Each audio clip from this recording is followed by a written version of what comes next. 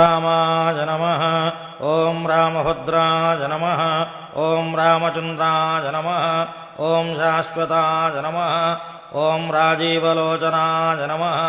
ॐ श्रीमते नमः ॐ राजेन्द्राय नमः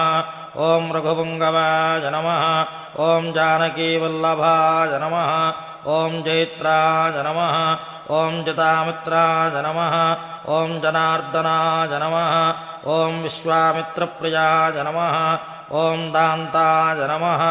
ॐ शरणत्राणतत्पराय नमः ॐ वालिप्रमथनाय नमः ॐ वाग्मिने नमः ॐ सत्यवाचिने नमः ॐ सत्यविक्रमाय नमः ॐ सत्यव्रताय नमः ॐ व्रतधराय नमः ॐ सदा हनुमदाश्रिताय नमः ॐ कौशलेयाय नमः ॐ करध्वंसिने नमः ॐ विराधपदपण्डिताय नमः ॐ विभीषणपरित्राणाय नमः ॐ हरिकोदण्डखण्डनाय नमः ॐ सप्ततालप्रभेत्ताय नमः ॐ दशग्रीवशिरोहाराय नमः ॐ जमदग्निमहात्